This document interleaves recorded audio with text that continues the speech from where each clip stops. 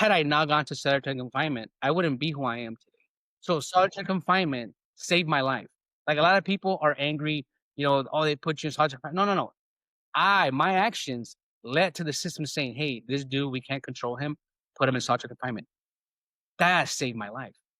Them sending me to solitary confinement saved my life. They saved my life.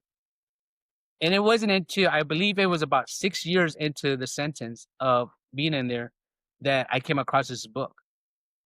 And I started reading it. In a world that often pulls us apart, More in Common brings us back to what matters.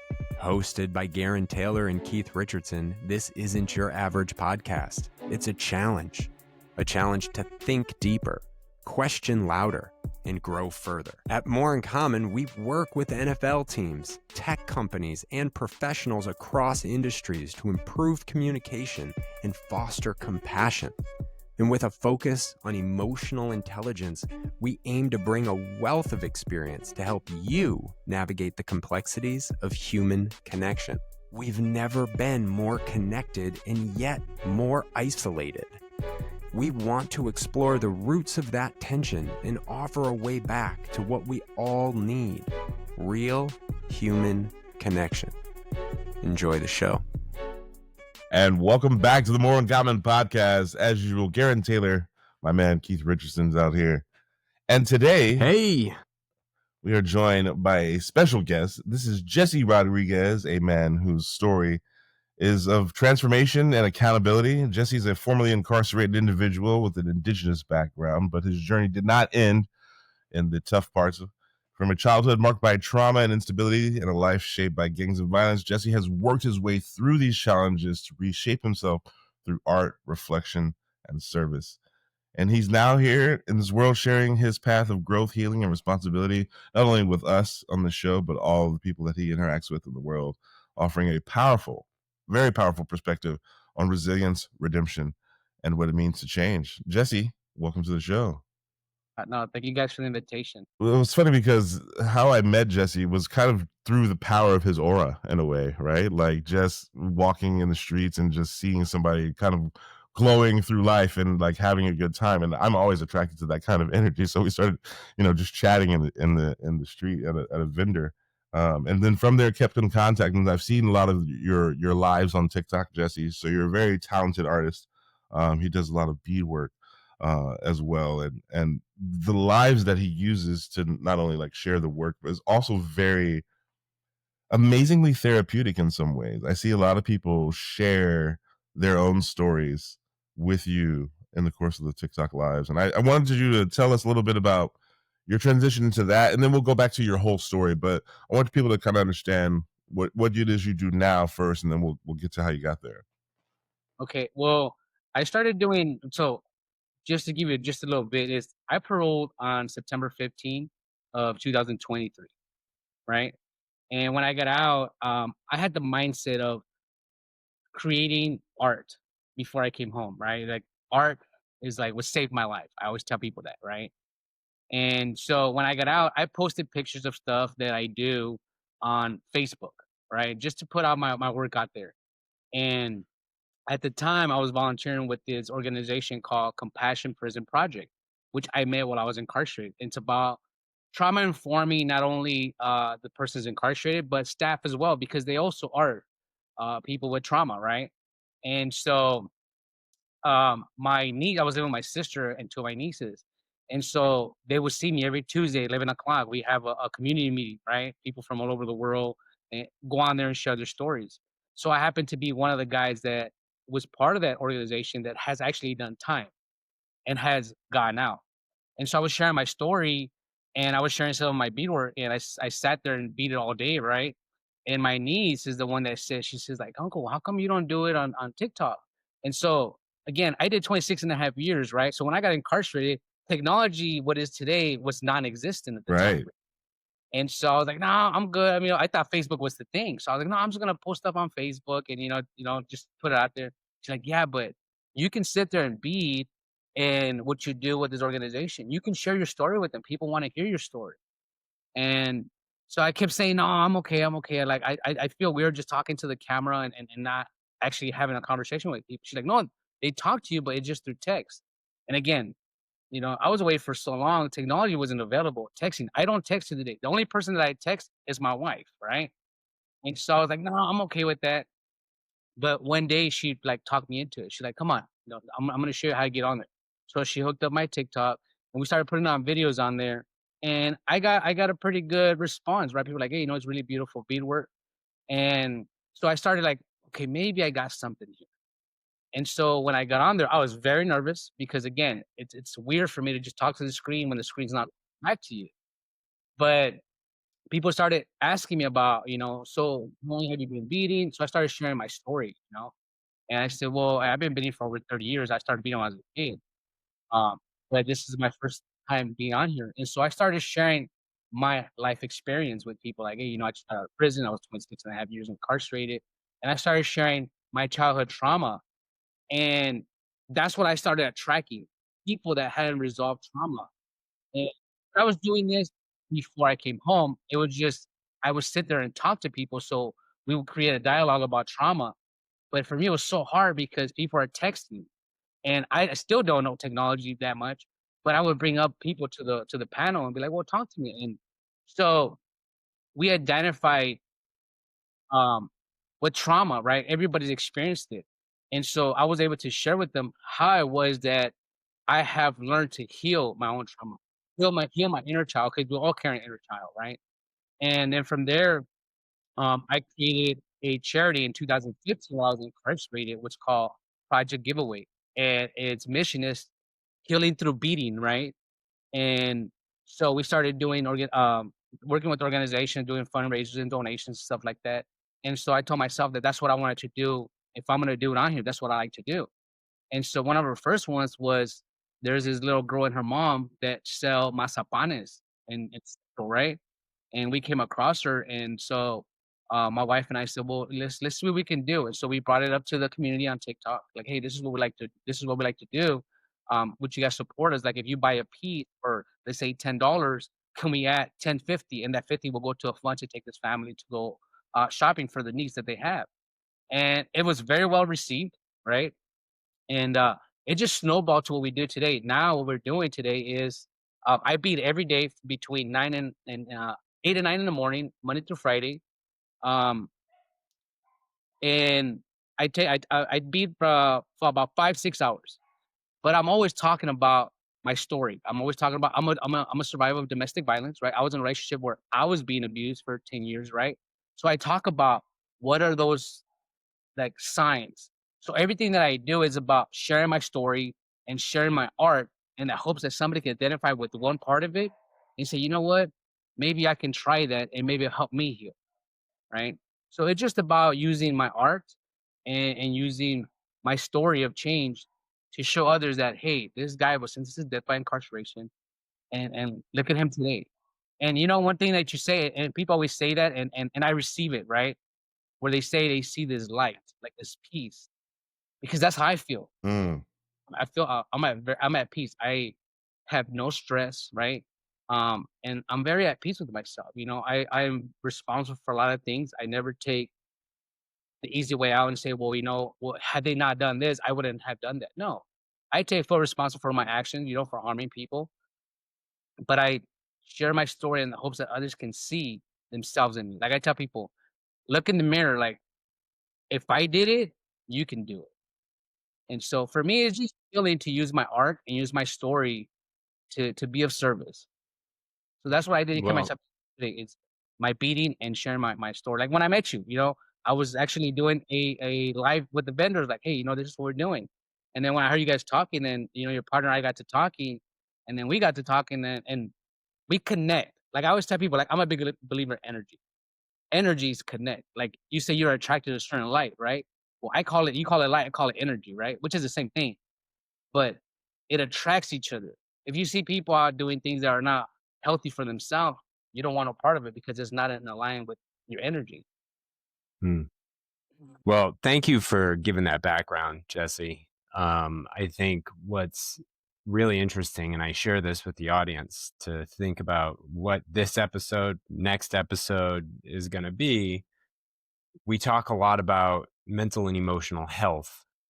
in our podcast. We've spent a lot of time talking about mental and emotional health, especially as men. And your journey in that, I think, is a really awesome conversation. And that's what we're going to get into, however long. But you've mentioned it a few times. You talk about your story. For our audience, can you tell us your story? Tell our audience what that is that you're trying to share, so you can so we can go on that journey together. Okay. So the purpose of my story is to inspire hopes in others because I tell people hope it's an amazing thing when you grab onto it because a lot of people are hopeless. I was in my life at one point hopeless, right? And it's very dangerous when somebody's hopeless Mm, because when you're hopeless, you have nothing to lose. So you're not thinking about the impact of your actions. And when I get into my story, I'll tell you the moments where I was hopeless, where I harmed people because I had nothing to lose, right? So my story begins in 1979. I was born on June 3rd, 1979, to a 15-year-old teenager, which was my mom. She passed away 45 days after I was born. After I was born, my father abandoned me to be raised by my grandparents and uncles and aunts, right? And so he started a new life. And by the age of 6, 7 years old, I had experienced a lot of abandonment. And a lot of people don't understand the impact of abandoning a child at such a young age, right? So 1 through 7 are your formative years. Like that's where you're taking Emotionally. supported Yeah. of what your emotional who's gonna teach you how to emotionally regulate, right? Who's gonna teach you about attachments? Who's gonna teach you about love? Who's gonna teach you about acceptance? Who's gonna teach you all these things that are going to nurture your self-esteem? And by the age of 7, I had experienced my mother's loss, my grandfather's loss, my dad's loss, right? Because just because he didn't pass away, he didn't die, it doesn't mean that he didn't abandon me. So that's a form of abandonment. My mom was not by choice. My grandfather was not by choice. My uncle was, he was the father figure. That was also an abandonment, right? He committed suicide. And I felt by the age of 6, 7, I felt that nobody wanted me, nobody loved me. But one thing that I discovered was that it's not that they didn't love me, that they didn't want me, is they couldn't give me something that was not given to them, right? And so between the ages of 9 and 10, I was sent to go live with my father. And initially, it was like, "Oh, awesome! I have a dad. I'm gonna go live with. I have a mom, which was my stepmom at the time, and I always wanted a mom because I didn't know what having a mom was. And I had 2 siblings already, so I was like, "Oh yeah, I'm gonna have brothers. I'm gonna have mom. I'm gonna have dad." And unfortunately, it didn't last long, right? Because my father and my stepmother, they did not have a healthy relationship. And so right off the bat, after about a week, the honeymoon stage was over, right? The abuse started, and little by little, it started chipping away at the little bit of self-esteem that I did have left. It started chipping away at it. I didn't feel wanted. I didn't feel loved. Right? I didn't feel part of. That was the most important thing that led me to join the street life, right? The gangs and stuff like that. Is I didn't feel part of. mhm. And we all have, and I believe me and you spoke about this about there are 5 needs that we have. Right? Need for attention, acceptance, appreciation, affection, and allowing. And when they're not met in a healthy way, we're gonna go find them to get met somewhere. And so I was not getting those at home, right?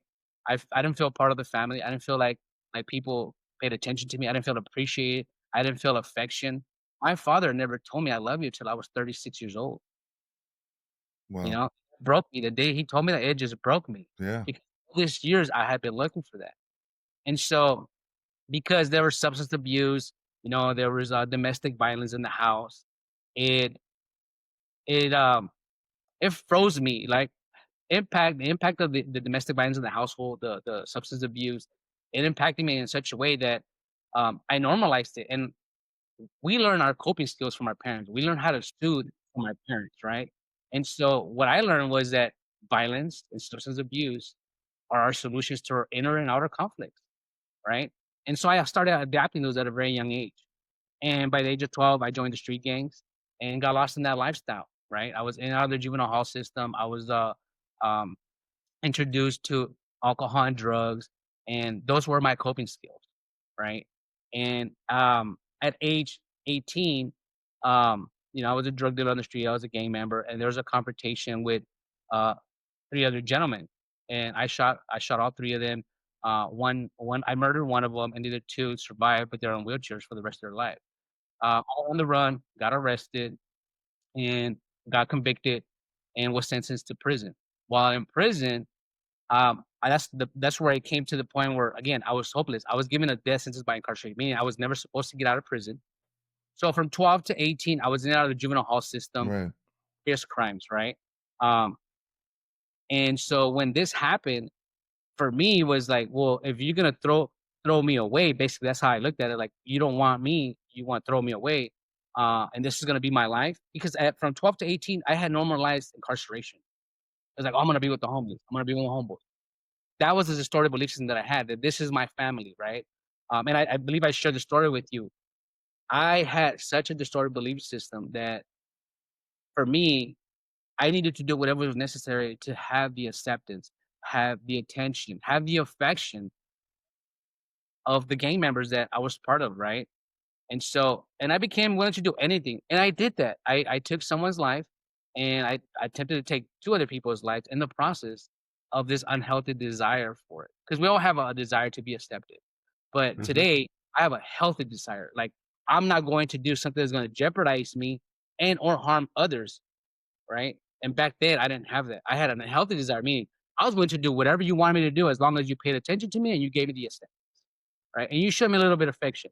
You gave me those 3, I would do anything for you. And so I went in with the same mindset. Once I got convicted, I got sentenced to prison. It was like, well, this is my lifestyle. I'm gonna make the best of it. And I went in and became more violent in that life. Mm-hmm. Prison, you're either gonna victimize or you're gonna be a victim.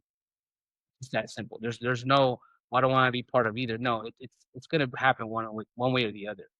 And for me, because I had been conditioned from so young to take advantage of people, right? It was like, well, this is normal behavior for me. This is my playground. And by the age of 23, I had caused so much headaches for the prison system that I was sentenced to indeterminate sentence, means in solitary confinement, like spend the rest of your sentence in solitary confinement. But that didn't stop me, because in solitary confinement, there's still ways that we can communicate and get things done, right?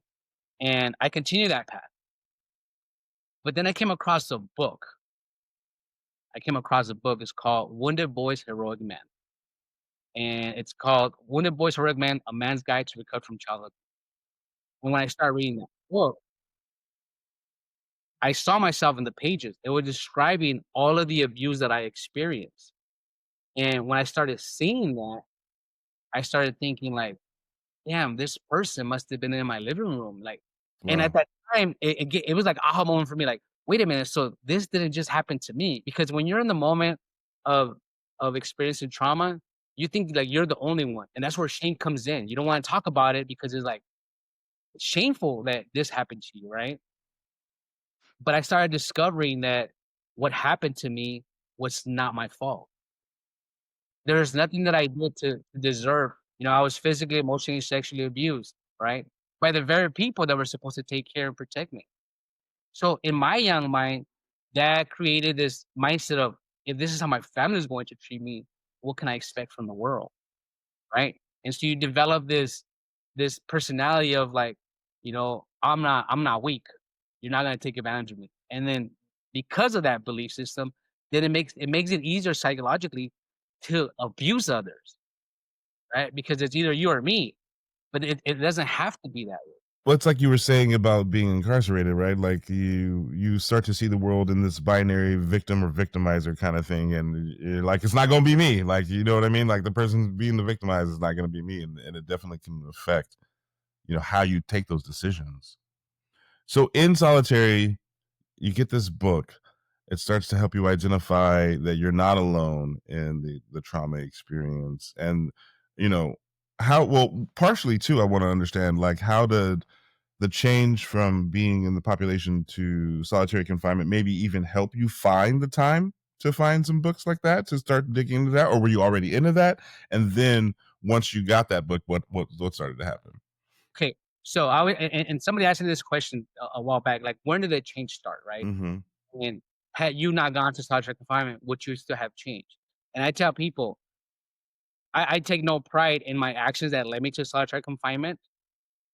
However, had I not gone to solitary confinement, I wouldn't be who I am today. So Mm. solitary confinement saved my life. Like a lot of people are angry, oh, they put you in solitary confinement. No, no, no. My actions led to the system saying, "Hey, this dude, we can't control him. Put him in solitary confinement." That saved my life. Them sending me to solitary confinement saved my life. They saved my life. And it wasn't until I believe it was about 6 years into the sentence of being in there that I came across this book. And I started reading it, and it gave vocabulary to what happened to me because I just thought, okay, well, everybody gets hit. That's not abuse. But I understand the difference now between abuse and discipline. Discipline explains the behavior, the impact of the behavior, right? And how to change it. Abuse is just, hey, don't do that again and hit. That's abuse without saying, hey, look, this is why we shouldn't do this because there's a ripple effect to your actions. It can harm others, it can harm you. Explain the behavior away so that the child has an understanding. Oh, okay, so my actions has this impact.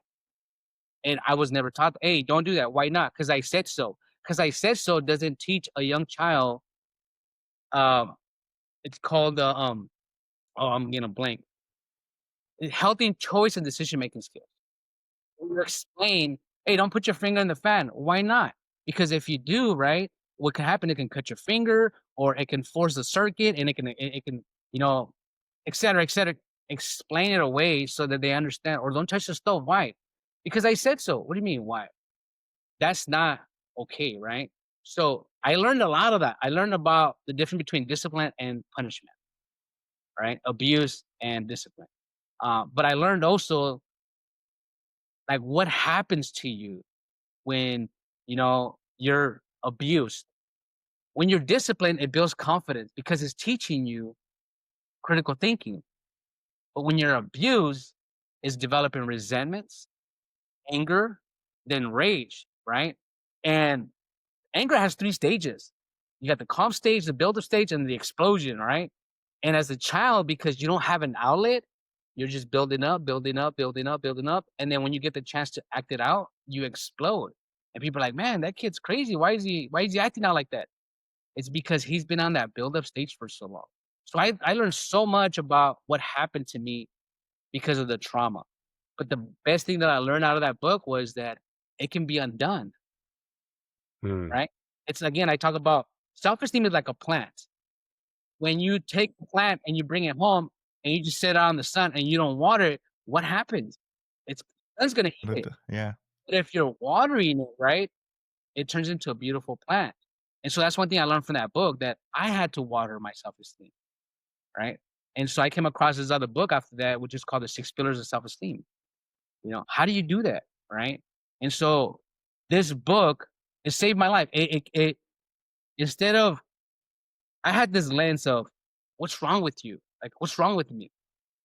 And then I started thinking, there's nothing wrong with me. And so I changed that judgment look of what's wrong with you, right? To what happened to you. And how did that happen to you impact who you are today?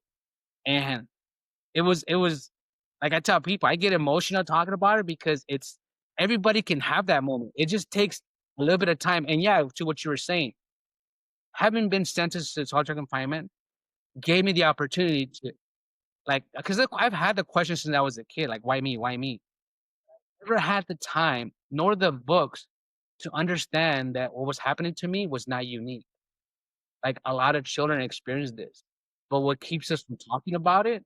It's shame, right? Yeah. There is, my goodness. Gee, you were going to say something? No, I mean, go ahead because Jesse's just dropping all these gems. So go ahead, Keith. Gems, man. Gems. Where do I go? It's interesting how you talk about the years of 12 to 18 and in and out of the juvenile system relative to like that need for that social acceptance. Like you said, like we talk about this all the time. We're social beings. We need that social ecosystem in our, 1 to 7 where we're forming our emotional boundaries and learning how to process, or we're supposed to be, right? Like more often than not, we have a weird relationship with that in society in general, but that's where we're learning regulation and self-regulation, and you don't have that. Then you're seeking social regulation and you don't have that.